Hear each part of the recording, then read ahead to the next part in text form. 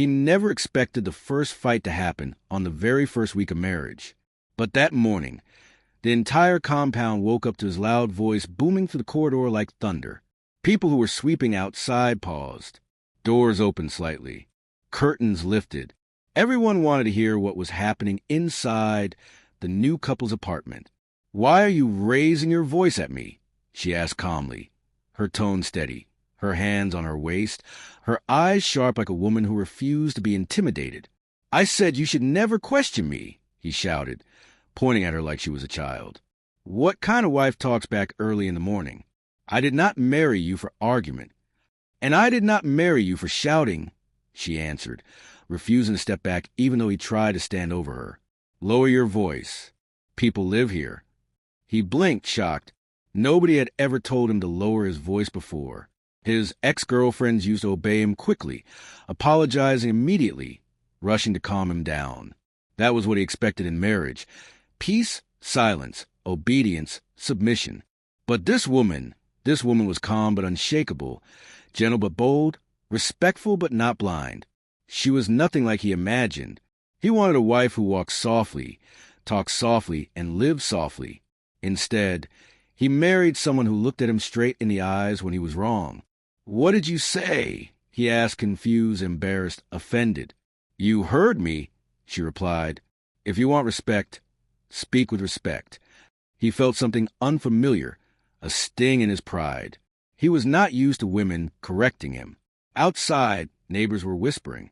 They just married last week, oh. Is this how they will continue?" She sounds like she can handle him. Good, because that man looks like someone that expects worship. Inside, he paced angrily. Everything inside the house annoyed him. The way she arranged the kitchen, the way she closed the wardrobe, the way she asked questions like a human being with a voice.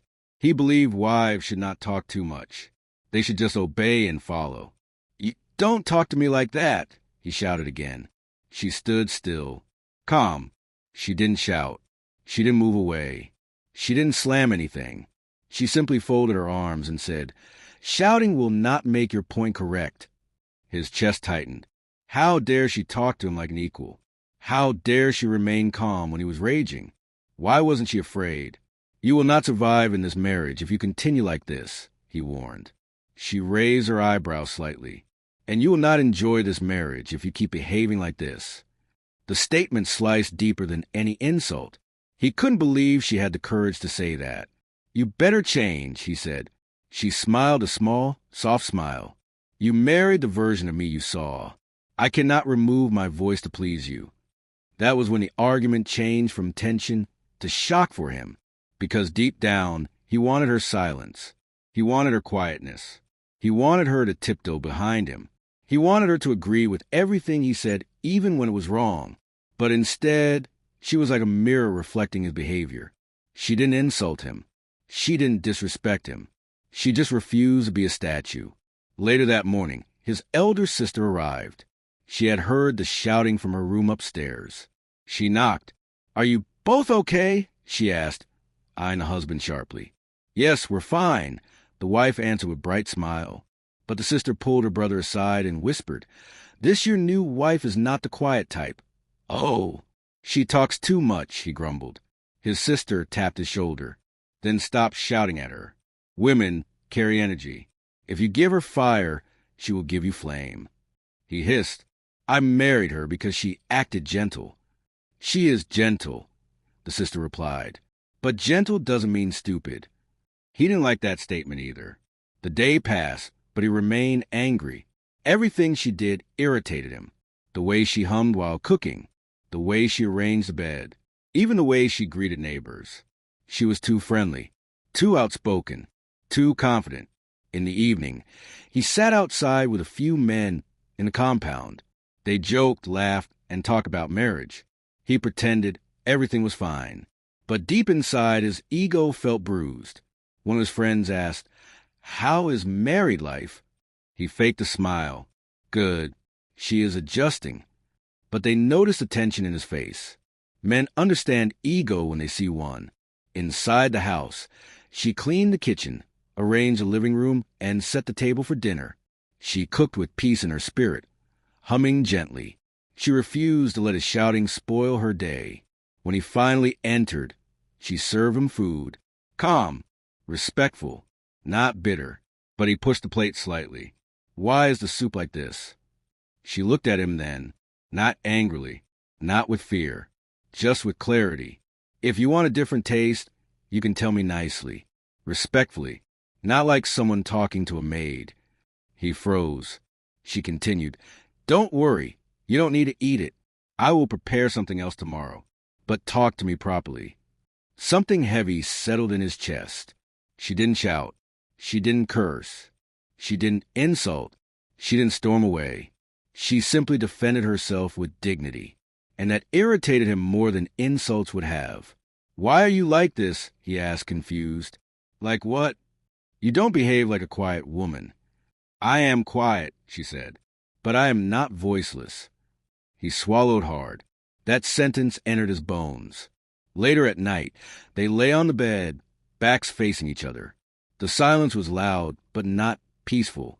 It was a silence of two people who had not understood each other yet. He kept replaying her words. I am quiet, but I am not voiceless. Was he the problem? No, he told himself. He just wanted peace. But how is peace created? Through control? Through silence? Through forcing someone to behave in a way that pleases him? He didn't have the answer. In the morning, something unexpected happened. A neighbor knocked on their door. Sorry, please come and settle small argument here, the neighbor said. Two neighbors were fighting about parking space. Everyone expected him to go outside and shout at them. He liked showing authority. But surprisingly, the wife stepped outside first. With calmness, she spoke to the fighting neighbors. We are all adults. Let's talk. Let's understand each other. Her voice was soft, balanced, controlled. People listened. The tension reduced. The fight stopped. And that was when the husband saw it. She had a gentle spirit, but a strong presence. Her strength wasn't violence. It wasn't disrespect. It was wisdom. People thanked her. She is very calm, someone said. She is gentle. Another person added. She handles things like a mature woman, the caretaker said. He watched quietly, conflicted, embarrassed, impressed, confused. When they returned inside, he asked her, Where did you learn to speak like that? I grew up around strong women who knew how to handle problems, she said. Strength doesn't mean shouting. He looked away, thinking deeply. For the first time, he wasn't angry at her. He was scared. Scared that he might lose her if he continued treating her wrongly. Scared that he didn't actually know how to handle a strong woman.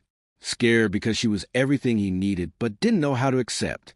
She walked to the bedroom and said softly, Marriage is not a war. If we talk to each other with respect, we will enjoy this home. He didn't respond, but her words hit him harder than any argument. That night, he couldn't sleep. He realized something painful. He wanted a quiet wife because he feared strong voices. He feared being corrected. He feared losing control. And he feared looking weak. But this woman, she wasn't here to fight him. She was here to build a marriage. But she would not shrink herself to do it. And that was the beginning of everything. The beginning of a marriage that would test both their hearts, their patience, and their pride. Before we continue, please like this video, subscribe, and tell me where you're watching from. Let's continue. The next morning, the house felt unusually quiet, but not peaceful. It was a kind of quiet that carried hidden frustration, silent thoughts, and unspoken tension. He sat on the edge of the bed, tying his shoelace slowly, trying to calm his mind. He kept telling himself that he was the man of the house, that he deserved respect, that his wife had to follow his rules. But deep down, something kept bothering him. The way she stood her ground without raising her voice, the way she didn't break down or apologize in fear. She walked past him carrying laundry, humming softly. That made him even more irritated. How could she be humming after all that happened? How could she remain calm while he was boiling inside? You don't have any remorse? He asked suddenly. She stopped, turned slightly, and looked at him with polite curiosity. Remorse for what? For the way you talked to me yesterday. She breathed out slowly. Not angry, not annoyed. Just tired. If you want both of us to talk well, Let's start by not shouting. He hated the feeling that washed over him, the feeling that she was right. "There you go again," he muttered, talking back. "I am talking normally," she replied, walking toward the laundry basket. "You asked a question. I answered it."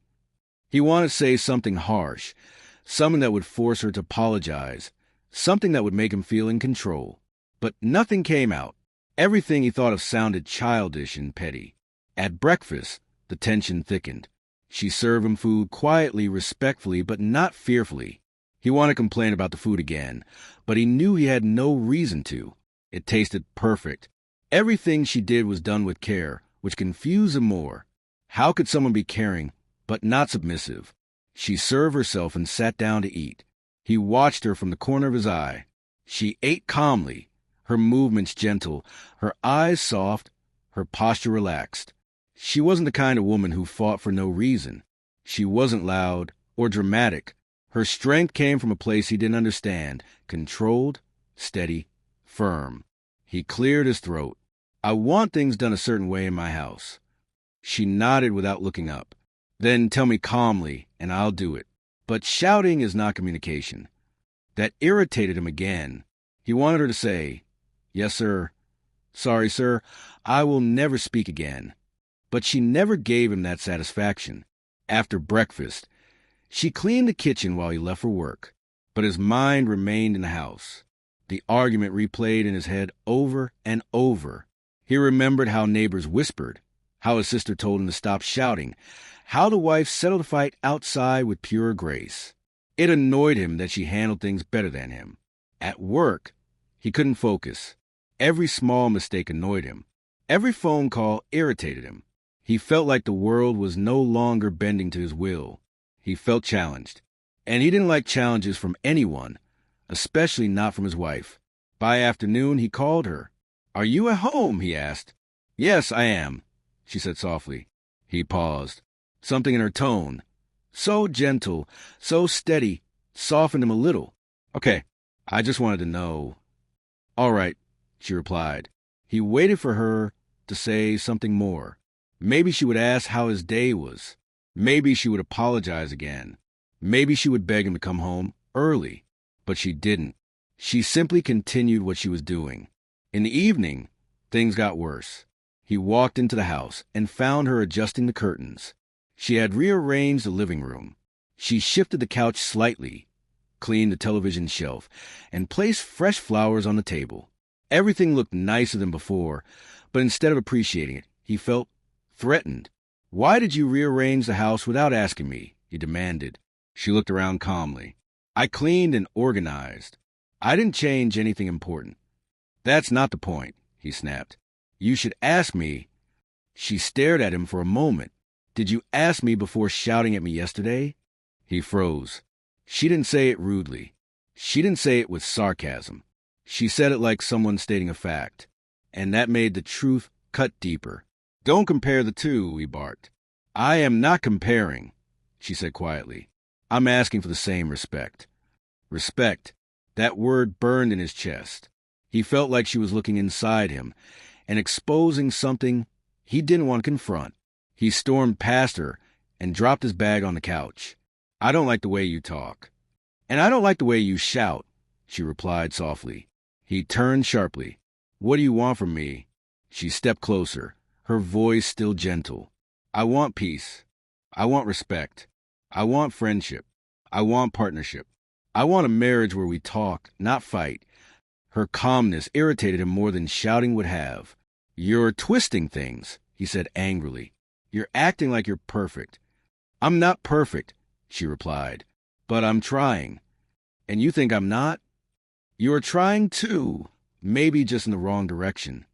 He felt a sting of shame, and he hated it. Later that night, he sat outside with two men in the compound. They were laughing loudly, drinking soda, talking about women. He tried to join the conversation, but his mind was elsewhere. One of the men joked, "How is married life? You look stressed." He forced a laugh. "She's different." "How different?" another asked. "She talks too much." The men burst into laughter. One of them said, "Ah, You married a strong woman. No problem now. Strong women build strong homes. He didn't like the sound of that. He wanted a soft home, a quiet home. Inside, she was on the phone with her aunt. Not gossiping, just checking on her. Her voice was warm. Her laughter was gentle. The husband heard it from outside. Her calmness annoyed him again. Why was she so peaceful when he was so disturbed? When he entered the house, she had already set the table for dinner. Again, everything neat and warm. She served him quietly, not out of fear, but out of maturity. That confused him the most. Her ability to remain respectful even when he didn't deserve it. He tasted the food. It was perfect again. Delicious. The kind of meal men bragged about. But instead of praising her, he picked the food apart. "There's too much pepper," he said. "There's less pepper today," she replied politely. He paused. She was right. It wasn't peppery.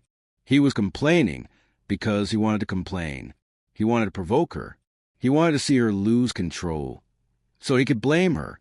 She didn't fall for it. "You're not even apologizing for pushing my food away yesterday," he said. "Because you didn't apologize for shouting," she said. He put the fork down angrily. "You always have something to say. Because you leave me no choice." He stood up from the table. She remained seated, eating quietly, refusing to give him the drama he wanted. After dinner, she washed the plates.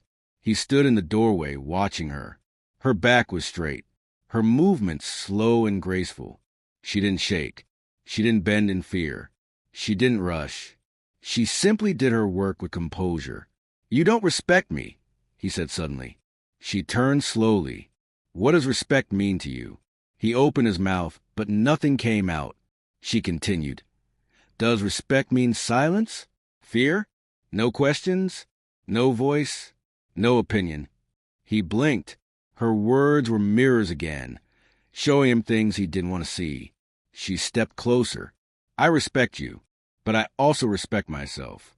If you want a marriage where only you talk, then you didn't marry a wife. You married a shadow, and I am not a shadow." He inhaled sharply. That last sentence pierced his ego like a knife. She picked a towel, wiped the kitchen counter gently, then walked into the bedroom. He stood there, feeling something he had never felt before, challenged not by rebellion, but by strength wrapped in gentleness. That night, he couldn't sleep again. His mind kept repeating her words. "I am not a shadow." He realized something he didn't want to admit. He had met his match. Not an enemy, not a rival, but someone he could not bully, could not silence, could not control. She was the kind of woman who walked with quiet thunder, and something told him the real battle had only just begun. The morning sun entered their room gently, but the atmosphere remained heavy. They lay on opposite sides of bed again, neither willing to speak first. It wasn't hatred keeping them apart. It was misunderstanding, fear, and stubbornness. He stared at the ceiling, replaying every argument in his head. She sat on the edge of the bed, tied her scarf slowly, quietly preparing for the day. "You didn't greet me," he said suddenly. She turned slightly. "Good morning." Her voice was soft, respectful, but not apologetic. It irritated him that she could remain so composed. He wanted her voice to shake. He wanted her to feel guilty. But she wasn't built like that. She moved with the calm confidence of a woman raised by strength. As she left the bedroom, he lay there staring at the wall, thinking deeply. Something inside him felt unsettled. It wasn't just the argument. It was a feeling that she was seeing parts of him he had spent years hiding. At breakfast, she served his food quietly. He ate silently. She watched him occasionally, not in fear, but with concern. She suspected something deeper was wrong with him, something beyond anger. She didn't say anything, knowing that pushing would only make him defensive. He cleared his throat. "Where did you learn to talk like that? Like you always have a point." She smiled slightly. "I grew up in a house where you had to speak up. If you keep quiet, people will walk over you." He frowned. "So, you're saying I'm walking over you?" "I'm saying you don't like voices that challenge you." He didn't respond, because she was right, and he hated that she was right. Later in the day, something triggered him again, a simple thing. She asked him a question about how he liked his shirts ironed. A normal question any couple might discuss. But the way she asked, not timid, not scared, just comfortable, annoyed him. Do your shirts need sharp lines or soft lines? She asked gently. I want to iron them how you like. He snapped, Must you question everything I say or do? She looked at him, genuinely confused. I'm asking you because I want to do it well. Her calmness felt like a challenge to him. How could she be so composed when he was so irritated? Why wasn't she trembling? Why wasn't she scared? He walked away angrily. She watched him go, her heart heavy. She wasn't trying to fight him. She wasn't trying to oppose him. She was only trying to understand him. But she realized he wasn't fighting her. He was fighting something inside himself. He left the house for a while, needing space. As he walked outside, his mind drifted to memories he had tried to bury. He remembered his childhood home. He remembered the noise, the shouting, the constant arguments between his parents. His mother was loud, domineering, and always ready for a confrontation. His father was gentle, quiet, soft-spoken. But instead of appreciating her strength, she crushed his spirit.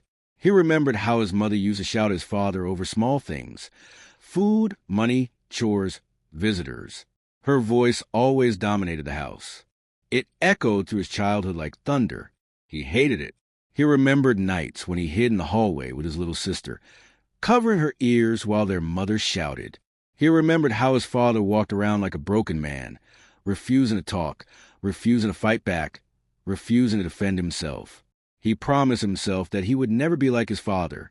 He promised himself that he would never allow a woman to talk to him the way his mother talked his father. He promised himself that he would be in control. He didn't realize he had brought those fears into his marriage. Back in the house, the wife folded his clothes, thinking about the situation. She wasn't foolish. She saw the signs. His reactions were too emotional, too sensitive, too quick. It wasn't just about her voice. It was about something older, something deeper, something from before she came into his life. When he came back inside, she didn't ask where he went. She simply looked at him and said, Your food is on the table. He sat down slowly. You don't care where I went? You're an adult, she said. You needed space. That's okay. Her response shocked him. He expected accusations, questions, emotional pressure, but she gave him freedom, and that scared him more. He wasn't used to a woman who was strong, but not controlling. During dinner, he finally said the words that had been burning inside him. I don't like strong women. She looked up slowly. I know. You know? He asked, surprised. Yes, she replied calmly. Your actions show it. He wanted to feel offended, but he couldn't. She was telling the truth. He swallowed. I don't like women who talk too much. I don't talk too much, she said softly. I talk when needed. He looked down at his food. His voice was lower now, vulnerable. Growing up, I saw too much shouting, too much disrespect, too much pain. My mother destroyed my father with her mouth. She sat back and listened silently. This was the first time he had opened up. She didn't interrupt him. She didn't rush him. She let him talk. She shouted every day, he continued. For years, he never had peace. And I told myself when I grow up, I will never live with a woman like that. She breathed in quietly. I understand. He looked at her sharply. Do you? Yes, she said. I understand pain. And I understand fear. He looked confused. Fear? You're not afraid of me. You're afraid of becoming your father. His eyes widened. The truth hit him like cold water. You think if you allow me to talk, I will overpower you. You think if you allow me to question you, I will disrespect you. You think if I raise my voice even once, I will turn into your mother. His chest tightened. He had never told anyone this, not even his siblings. Every time I speak, you hear your mother, she said softly. He dropped his fork. His hand shook slightly. She continued gently, But I am not her. The room went silent. Deep silence. Healing silence. She leaned forward. I don't want to control you. I don't want to talk over you. I don't want to break you. I want us to talk. I want us to respect each other. I want us to grow. He felt his throat tighten. He couldn't remember the last time someone spoke to him with this level of understanding. She said, "You didn't marry your mother, and I didn't marry your father. We are two different people. But your fear will destroy this home if you don't face it." He looked down, blinking hard. For the first time since the wedding, he saw, clearly, he had been fighting the wrong person. He was fighting shadows from his past. He had been punishing her for wounds she didn't cause. Slowly, he whispered, "I'm sorry." She smiled softly, not in triumph, but in relief. "Thank you." But the peace didn't last long. That same night, he overheard two women in the compound talking. One said, "That couple is always fighting. The man likes shouting." The other replied, "But the woman is strong. She will not let him press her neck." The moment he heard that, shame washed over him. He hated that neighbors were discussing his marriage. He hated that people saw him as the shouting one. He hated that people admired his wife more than him. When he walked back inside, she was sitting on the couch watching TV. He snapped, "Are you happy now? Everyone is gossiping about us." She looked up, surprised. "Why are you shouting at me?" "Because you made me look weak." She stood slowly, her expression gentle. "I didn't make you look weak. Your actions did." He froze. She stepped closer. "And every time you shout, you repeat the same story from your childhood. But this time, you are the one shouting." Those words hit him like a punch. He walked away angrily, but there was no anger inside him. Only fear, confusion, and guilt.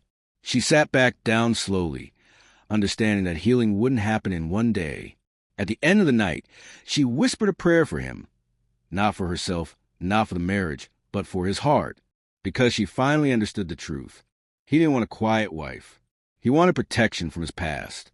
And she wasn't his enemy.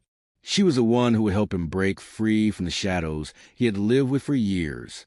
Before we continue, please like this video, subscribe, and tell me where you're watching from. Let's continue. The days that followed were slow, heavy, and filled with silence that didn't heal anything. They spoke only when necessary. They moved around each other like two people carrying invisible wounds. He wanted to be better. He truly did. But the fear inside him kept rising whenever she used her voice. And she, even with all her patience, knew she couldn't keep walking on broken glass. Something needed to change, and soon. One Saturday morning, the unexpected happened. His extended family decided to host a small gathering. It was supposed to be a peaceful afternoon. Food, laughter, catching up. She dressed simply in her fitted anchor top and clean dark skirt. She tied her natural curls gently behind her head. He wore his usual short-sleeve button-up shirt, tucked neatly.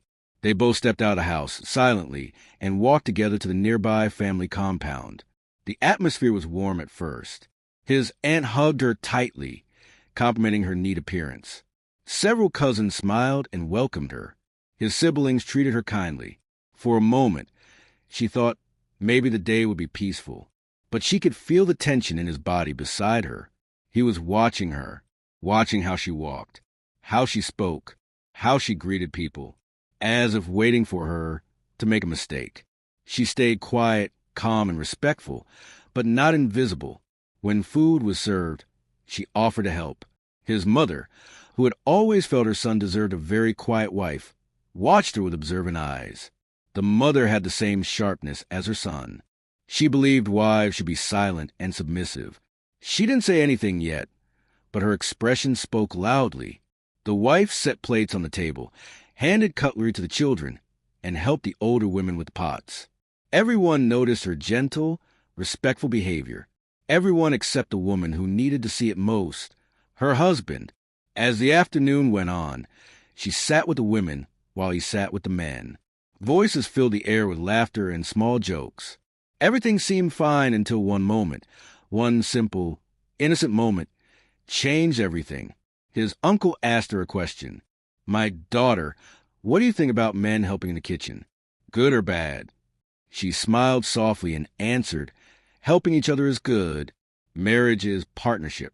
Support makes life easier." It was a normal answer, a mature answer, a respectful answer, but he didn't like it. He didn't like that she had spoken confidently in front of everyone. He didn't like that her tone was calm. He didn't like that she sounded wise. He didn't like that people nodded at her words. He felt threatened, again, even though she had done nothing wrong. Someone teased, "Your wife is very intelligent. Oh, she speaks well." That simple compliment felt like an insult to him. He snapped loudly, "Please, let everyone stop praising her. I did not marry her to be talking up and down. She talks too much." The entire compound went silent. Forks froze halfway to mouths. A pot of jollof stopped midair in someone's hands. Children looked up. Adults looked away. It was a kind of silence that comes after a slap, after a shock, after a wound. She blinked slowly, her breath caught in her chest. She had expected many things, but not humiliation in front of his whole family. His mother smirked. His sister looked disappointed. His aunt gasped quietly. His uncle frowned. But she didn't cry. She didn't shout. She didn't defend herself. She simply placed the last spoon on the tray and stood up straight. Her voice was low, steady, painful but controlled. "If my voice threatens you, then the problem is not me. It is your fear." The women gasped. The men looked up. He jumped to his feet. "Don't talk to me like that in front of my family." She inhaled deeply. "Then don't disrespect me in front of yours." That was it. The line was drawn. She picked up her handbag slowly and walked out of the family compound. Her steps were calm, steady, and dignified, but heavy with heartbreak. Everyone watched her leave in silence. His uncle shook his head. "You are wrong, my son." His aunt added, "If you keep shouting like this, you will lose a good woman." His own sister, the only one bold enough to scold him directly, pulled his ear. "Are you mad? She is your wife. You embarrassed her for no reason." But his mother crossed her arms. "Let her go. She needs to learn respect." His sister snapped immediately. "No, Mama.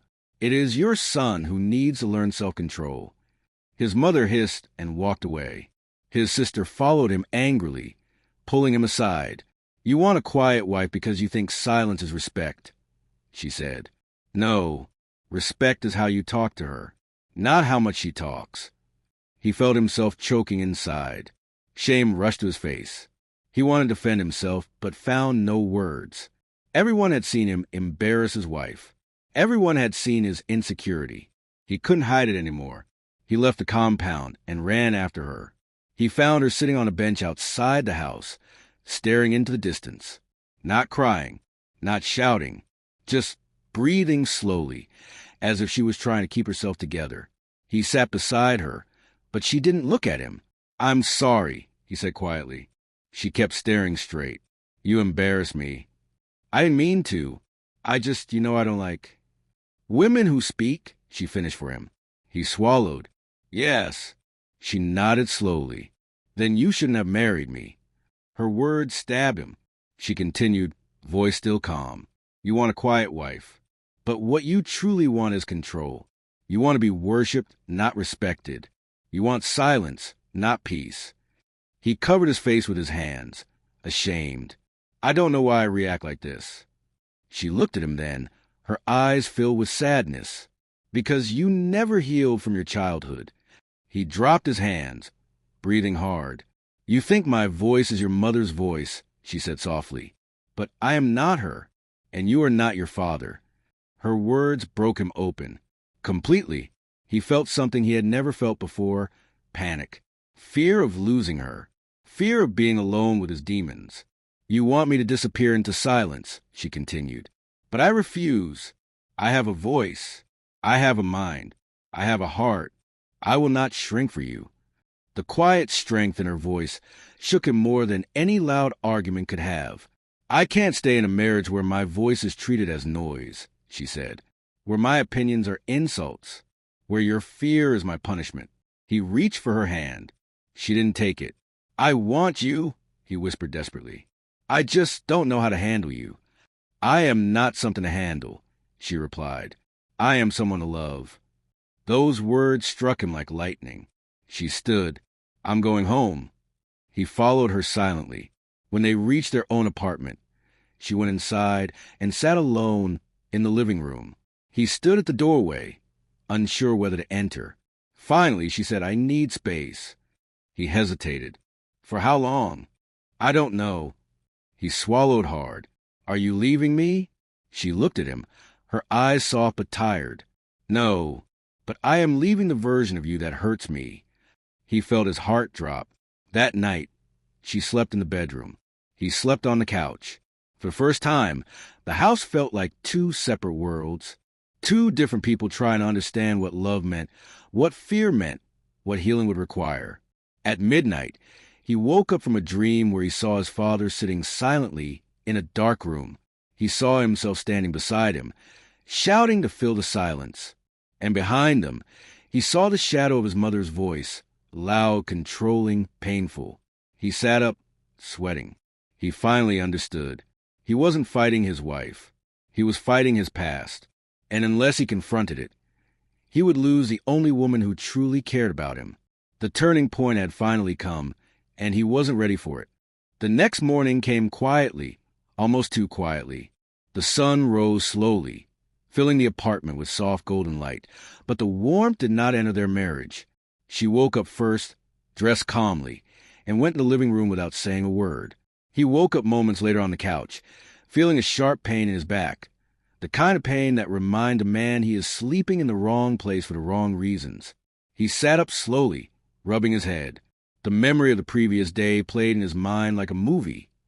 The humiliation, the argument, her dignity, her leaving the compound without raising her voice.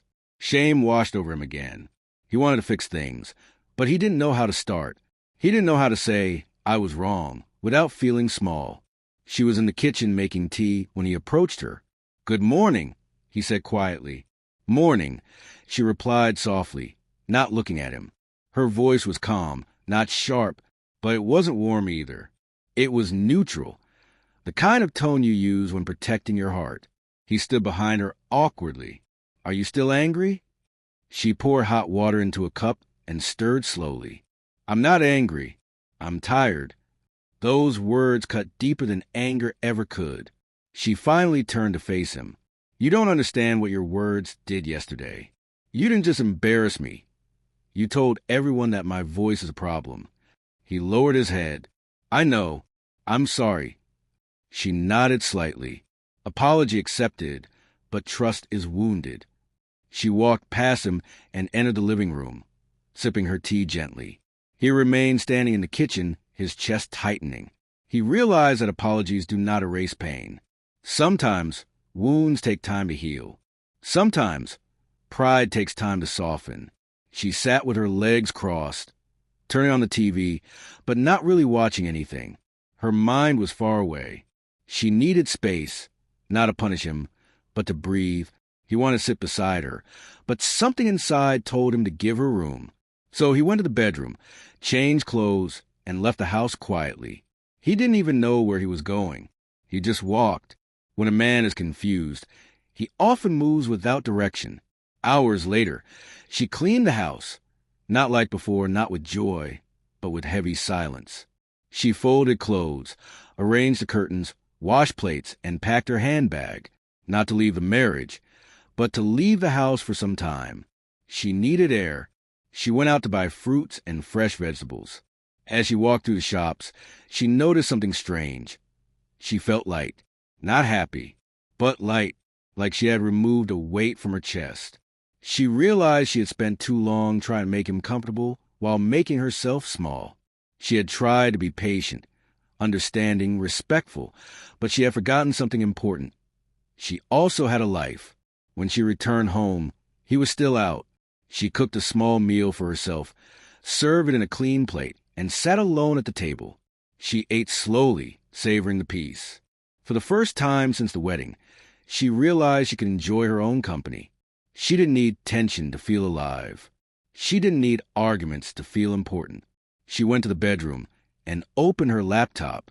She had a small business idea she had been postponing, something simple she could manage from home. She finally began to write it out, planning products, creating price lists, writing descriptions. As she typed, her face softened. Her mind began to open up again. She wasn't just a wife. She was a woman with dreams. 2 hours passed. She barely noticed. He returned home around evening. He found her at the table typing, focused. When she looked up, he froze. There was a light in her eyes, a light he hadn't seen since the wedding, a light he didn't give her, a light that came from her own strength. "What are you doing?" he asked quietly. "Working on something." "Business?" he asked. "Yes." He swallowed. "You didn't tell me." She looked at him calmly. "You didn't ask." That response hit him deeper than anything she'd said before. He sat down on the couch, feeling a twist in his stomach. This wasn't rebellion. It wasn't revenge. It was independence. She wasn't shouting. She wasn't arguing. She was simply reclaiming herself. He watched her typing, organizing, writing. Her confidence bothered him, not because it was wrong, but because he didn't expect it. He wanted a wife that revolved around him, but she was becoming a woman who revolved around her own growth. She closed the laptop. "I'm going to rest for a bit." He nodded slowly. "Okay."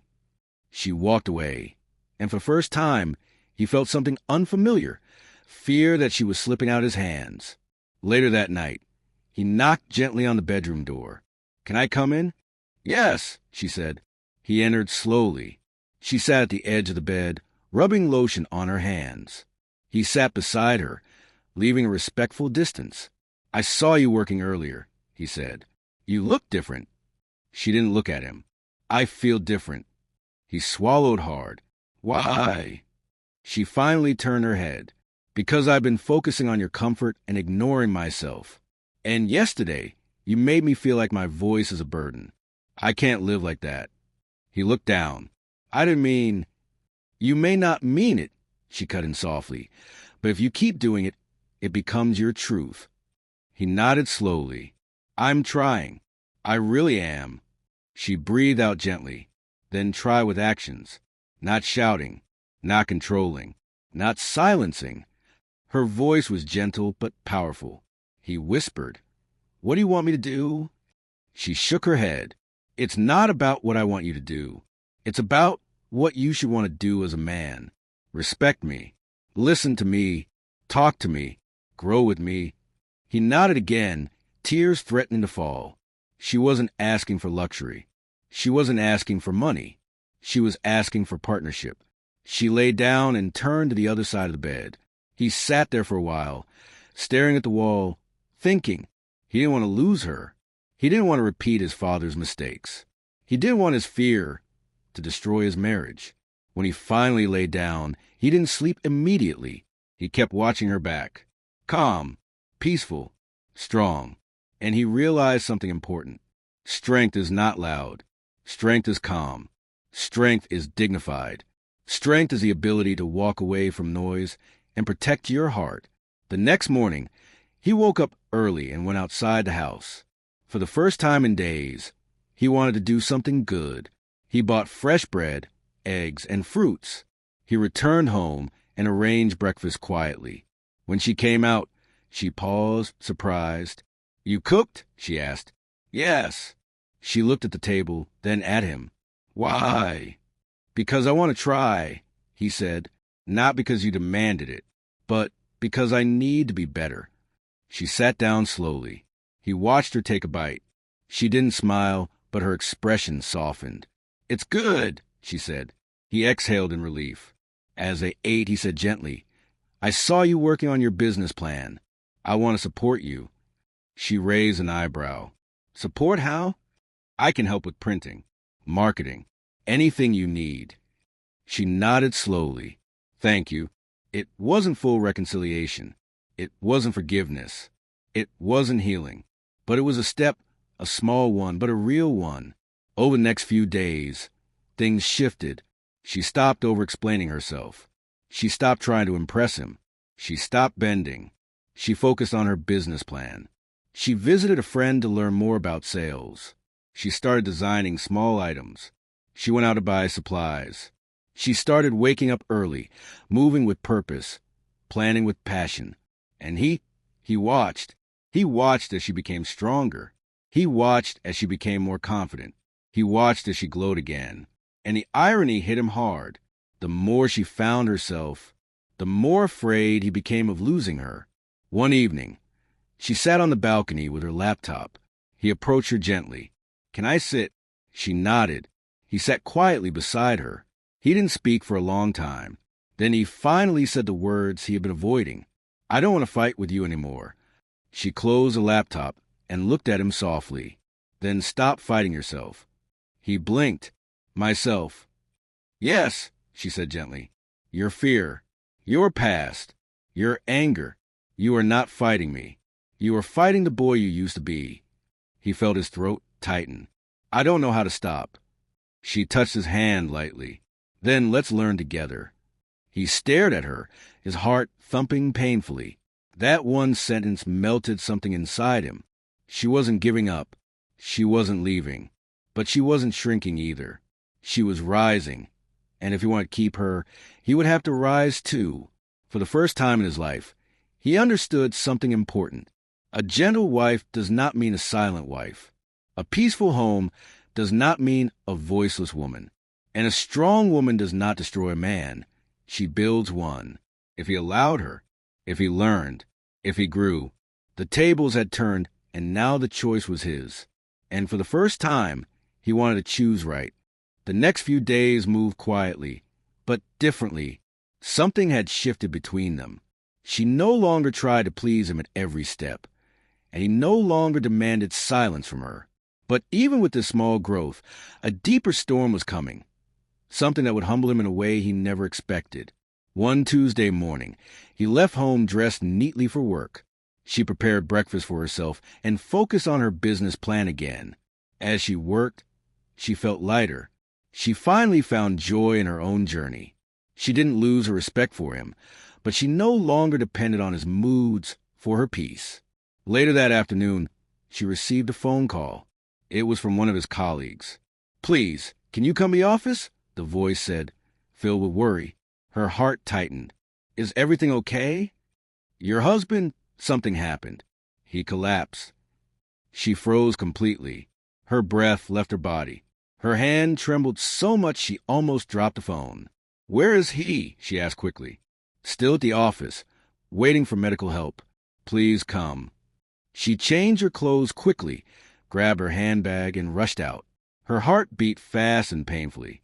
No matter what they were going through, no matter the tension, he was still her husband. And hearing that he collapsed made every argument feel small. When she arrived at his workplace, she saw a group of staff gathered around the reception. Someone pointed her inside. She rushed in and saw him sitting weakly on a chair, sweating, breathing heavily, one hand on his chest. She dropped her handbag and went straight to him. "What happened?" she asked, kneeling in front of him. He looked at her through tired eyes. I don't know. I was working. I stood up, and everything went dark." She placed her hand on his knee gently. "You scared me." He swallowed hard. "I didn't want to bother you." "Don't say that again," she whispered. She held his hand, and he didn't pull away. His colleagues watched, relieved that she had come. An elderly security man said, "Madam, he has been stressed. He works too much." Someone else added, "He hasn't eaten since morning." She looked at him sharply. "You didn't eat?" He shook his head like a child caught doing something wrong. She sighed deeply. "Stand up slowly." She helped him rise, one arm around his waist, supporting him as they walked out of the office. The same man who always insisted he needed no help now leaned on her gently. Outside, she stopped a taxi, and they both entered. He rested his head on the window, breathing weakly. She placed her palm on his back. "You should have told me," she said softly. "I didn't want you to think I am weak," he mumbled. Her heart broke at that sentence. "Weak," she said. "You are human. Humans get tired." He looked at her for a moment, his pride peeled away by exhaustion. In that moment, he didn't look like the man who demanded silence. He looked like someone who finally understood he couldn't carry the world alone. When they reached home, she helped him inside. He wanted to pretend he was strong, but his legs wobbled. "Sit down," she said gently but firmly. He obeyed. She removed his shoes and socks. something she hadn't done since their wedding day. She brought a bowl of warm water and cleaned his feet. He watched her silently, humbled. She wiped his face with a small towel, her hands soft, steady, careful. "Why are you doing all this?" he whispered. She looked at him. "Because marriage is not about winning or losing. It is about care." Her words melted something deep inside him. He leaned back on the couch, breathing easier. She prepared a simple meal and brought it to him. "Eat." He ate slowly, ashamed of how he had treated her before. She didn't speak about the past. She didn't blame him. Her care was not a weapon. It was genuine. After eating, he slept on the couch. She covered him with a light blanket. As she watched him sleep, tears gathered in her eyes. Not from anger, but from fear of losing him, and from sadness that he carried so much pain inside. When he woke up after 2 hours, she was sitting quietly near his feet, sewing a small item for her new business. She looked peaceful. He stared at her for a long moment. He saw her differently now, not as a threat, not as a challenge, but as a woman with a strong heart. "Thank you," he said. She looked up. "You're welcome." He sat up slowly. "I was scared." "Of what?" she asked. "Of dying at work and you not being there." Her heart softened. "I'll always be here, but you need to let me in." He nodded slowly. That evening, they sat outside on the balcony.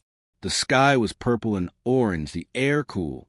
He turned to her and said the words he had never said in his life. "My mother hurt my father, but I am hurting you, and I don't want that."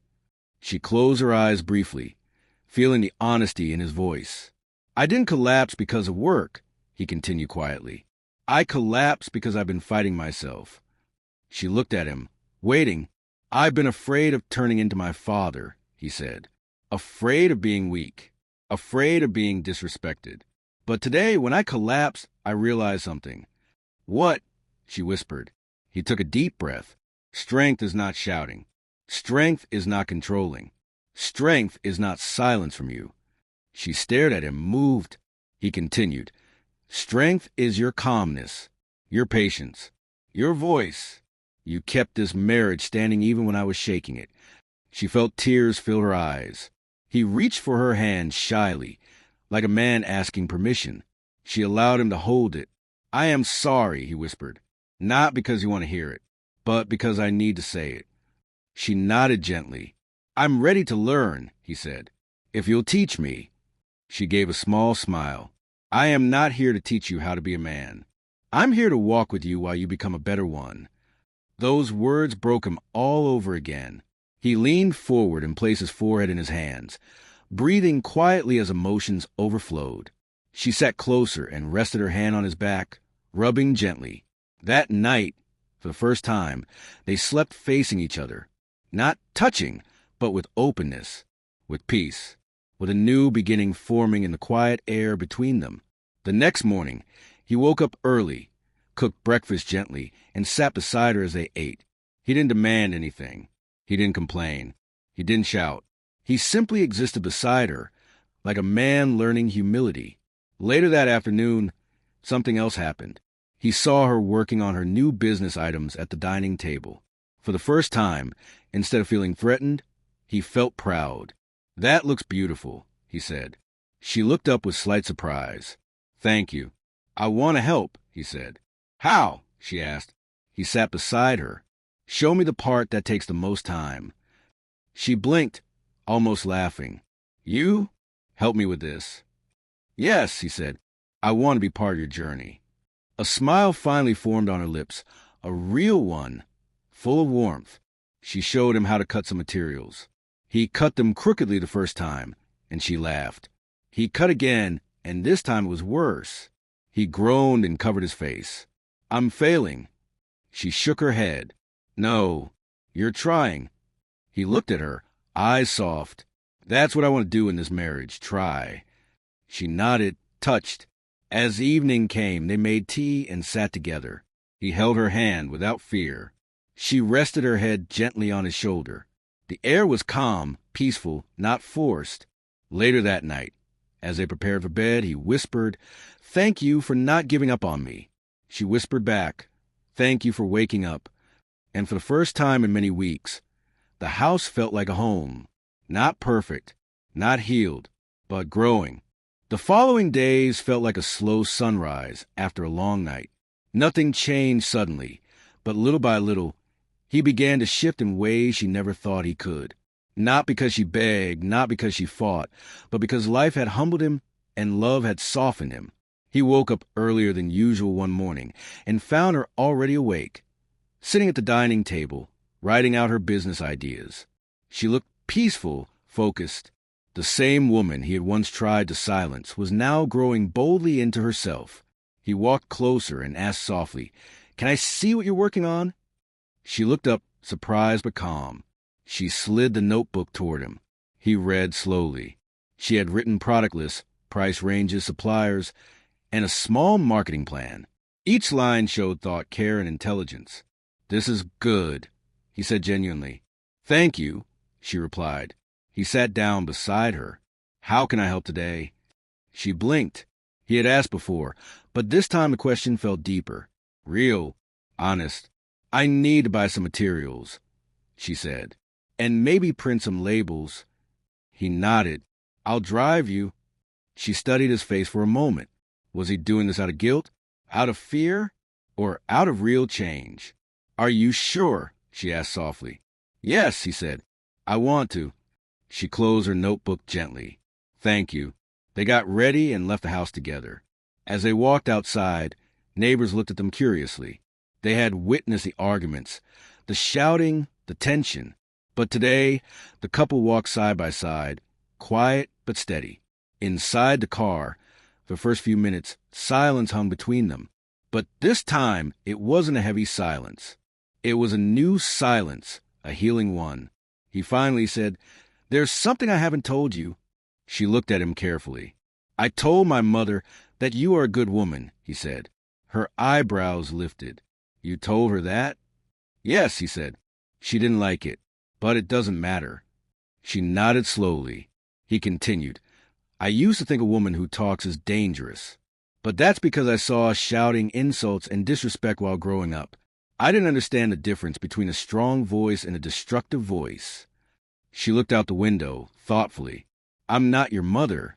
"I know," he said quickly. "And I'm not my father either." He gripped the steering wheel gently. "I want to build my own story with you." Her eyes softened. When they reached the market area, they walked side by side among the stalls. She picked fabrics, small accessories, and packaging materials. He carried the bags without her asking. The sellers watched with friendly smiles. At one stall, an older woman laughed lightly. "Ah, husband and wife doing business together? That is how love should be." He smiled shyly, something he rarely did in public. His wife smiled too, and for a moment, the stress of the past weeks melted away. Back home, they arranged her new supplies on the dining table. He helped her cut, fold, and organize. He was clumsy and slow, but he tried, and she appreciated it. "You're improving," she teased gently. He groaned. "No, I'm not." She laughed softly, and he smiled, the first genuine smile she had seen from him in a long time. Later that evening, something small but powerful happened. They sat in the living room, watching a show. During a scene, a man shouted at his wife. The husband's face tightened. He looked down for a moment. Then he turned to her and said, "I see myself in that man, and I don't like it." She looked at him with a mixture of sadness and hope. "I hurt you," he said, "and that wasn't love." She didn't speak. She wanted him to finish. "I want to be better," he whispered. "Not just say it. Be it." She placed her hand gently on his. "Then keep trying." He nodded slowly. The next morning, he surprised her. He waited until she finished cooking. Then he approached her calmly. "Can we talk?" he asked. She nodded. He said something she never expected. "Teach me how you want to be spoken to." She blinked. "You want me to teach you?" "Yes," he said. "I never learned it. My childhood was loud. Nobody taught me gentle words." She breathed deeply. "Talk slowly. No shouting. No pointing. No walking away. Ask questions instead of giving orders. Listen. Don't react quickly. And don't let anger guide your mouth. He listened carefully. She continued, and when you feel like raising your voice, take a breath first. He nodded again. She added softly, talk to me the way you want someone to talk to your daughter one day. Those words shook him to his core. He had never thought of it like that. He whispered, I understand. From that day, he began practicing small changes. He knocked before entering a room. He said, please, instead of demanding. He said, thank you more often. He helped with chores without feeling less like a man. He asked her opinion before making decisions. He listened to her without interrupting. He tried, really tried. Of course, he wasn't perfect. One evening, he got frustrated and almost raised his voice. But he stopped himself halfway, took a deep breath, and said quietly, I'm upset, but I don't want to shout. Can we talk after 5 minutes? She looked at him with surprised admiration. Of course, she said. 5 minutes later, he returned calmer, and they talked like two adults in a partnership, not like enemies in a battle. For the first time in the marriage, she felt safe. She felt seen. She felt respected. And she felt something she feared she had lost, love blooming again. But something else happened too, something emotional, something beautiful. He began to open up about his past, not in anger, but in honesty. My mother shouted because she didn't know how to talk, he said one night. She grew up in chaos. Her mother shouted too. It passed down like a curse. She listened quietly. He continued, I don't want to pass that curse to my children. She placed her hand over his. You won't. They began to joke more, laugh more, sit together more.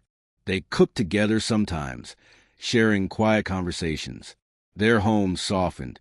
The air changed. Even the walls felt warmer. One night, she looked at him and whispered, You are becoming the man I prayed for. His chest tightened. I just want to make you proud. You already are, she said. He looked down, emotional. Thank you for not leaving. She smiled. Thank you for waking up. He looked into her eyes, really looked, and saw the woman he almost pushed away. The woman who fought for the marriage with calmness, not with noise. The woman who stood firm when he shook. The woman who taught him strength without force and patience without pain. And for the first time, he understood the truth. He didn't marry a threat. He didn't marry a competitor. He didn't marry his mother.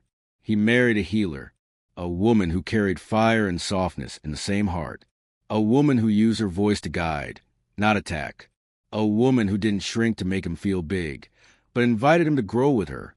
Transformation wasn't loud. Transformation wasn't magic. It was slow, steady, and gentle. And finally, he embraced it. The man who once feared a strong woman was now becoming a stronger man because of her. The morning of their final test came quietly, without warning. The sky was bright, the birds outside were loud, and the apartment smelled like fresh morning air. But inside their home, something deeper was happening, something neither of them could see, but both could feel. Healing had been slow, but it had finally rooted itself in their hearts. She woke up early, dressed in her simple Ankara top and skirt, and sat at the dining table to prepare a few items for her new business. He watched her from the doorway quietly, admiring her calm beauty. This time, the admiration did not come from fear or anxiety. It came from respect, genuine respect. When she looked up and saw him watching, she smiled faintly. Good morning. Good morning, he said, his voice steady and warm. It felt normal, and that was new. He came to sit beside her. She continued arranging her items carefully. Today is a community meeting, she said. We have to attend. He nodded. I remember. It was a monthly neighborhood gathering where people discussed compound issues, contributed money, and shared important updates. This time, both of them were expected to speak about their new idea to help the estate, a small skill-sharing group she suggested last week. He feared crowds. He feared being judged. He feared speaking publicly when he wasn't in control. But he didn't want to disappoint her. Hours later, they walked to the meeting ground. Neighbors gathered under a large canopy, sitting on plastic chairs. Some waved, some whispered, some smiled. He felt many eyes on him, remembering the past fights, remembering his shouting, remembering her dignity. He inhaled deeply. She held his arm gently, but firmly. "Relax," she whispered. "You're not alone." He nodded. The meeting started. People spoke. A caretaker complained about water shortage. Some women discussed cleaning the compound. A young man proposed fixing the gate. Then the chairman turned to them. "You too, come forward. Present your idea." He froze slightly, but she stepped forward confidently. She gestured gently for him to join her, and he followed. The crowd watched. She spoke first. "Good afternoon, everyone. We have an idea that can help this community grow." Her voice was calm, peaceful, strong. The same voice he once fought, the same voice he now admired. She continued. "We want to create a small skill-sharing group. Anyone can teach something. Cooking, sewing, hair making, business planning, repairs, reading, whatever skill you have. We help each other grow." People nodded, impressed. Then he took a small step forward. And I will help with organizing it. I can help with printing, writing lists, and planning days." Everyone turned toward him. He swallowed. His voice almost stumbled, but he caught it. He stood tall. "I used to think I had to lead everything alone. But now, I'm learning how to work together." A few women exchanged surprised smiles. Some men nodded. Her eyes softened as she looked at him. He was growing, right in front of everyone. The chairman clapped. "This is a good idea. We support it." People applauded. And for the first time since they married, he felt proud. Not because he dominated, but because he contributed with humility. After the meeting, as they walked home, he said quietly, "Thank you." "For what?" she asked. "For teaching me without shouting. For guiding me without breaking me. For staying even when I didn't deserve it." She touched his arm gently. "We are partners. That's what partners do." He smiled softly. "I know that now." When they reached home, he sat on the sofa and looked around. The living room felt warm. The curtains she chose looked beautiful. The table she rearranged looked perfect. Everything she had done create a home he never allowed himself to appreciate. She sat beside him. "I want to tell you something," she said. His heart tightened slightly. "What is it?" She looked straight into his eyes. "I love you, but love is not blind. Love must grow. Love must improve. Love must adjust." He swallowed hard. She continued, "And if you ever fall back into your old ways, I will not stay silent. I won't fight, but I will not shrink." He nodded slowly. "I understand, and I won't go back." She searched his face to see if he meant it. He did. Days turned into weeks, weeks into a month, and slowly the new pattern became routine. He no longer shouted. He no longer expected silence. He no longer felt threatened by her voice. He asked her opinion often. He thanked her for small things. He helped when he could. He apologized when he forgot. Sometimes he made mistakes. Old habits tried to return. But each time he paused, breathed, and corrected himself. Each time, he remembered her voice saying, "Talk to me the way you want someone to talk to your daughter." Those words lived in his heart. Her business grew. She began selling small handmade items. Her customers loved her products. She glowed with confidence and joy. One afternoon, she sat packaging orders when he walked to her quietly. "I want to talk to you," he said. She paused. "Okay." He held a small box in his hand. She looked at it curiously. "I know this is not our anniversary," he said slowly, "but I want to celebrate us." He opened the box. Inside was a simple, elegant bracelet. Handmade, modest, beautiful. I saw it and thought, this is your strength. Simple but strong. She touched the bracelet gently, her eyes filling with warmth. "It's beautiful. I want us to renew our vows soon," he said quietly. She blinked in surprise. "Why?" "Because I made vows before, but I didn't understand them. Now I want to make them again correctly." She put a hand on her chest. She didn't cry, but her heart expanded. She whispered, "I would love that." He breathed out, relieved. "Thank you." Months later, on a quiet evening, they sat together on their balcony, watching the sunset. She leaned on his shoulder. He held her hand warmly, without drama, without fear, without shouting, without ego, just peace. He whispered, "I'm happy." She smiled. "So am I." He kissed her forehead gently.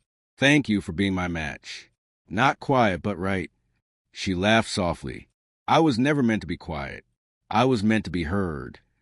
"And I was meant to listen," he said. They sat in silence.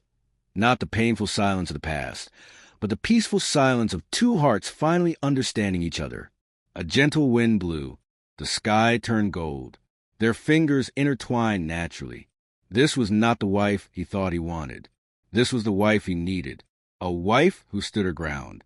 A wife who refused disrespect. A wife who brought healing through strength. A wife who challenged him to grow. And together, they built a marriage that no fear could destroy.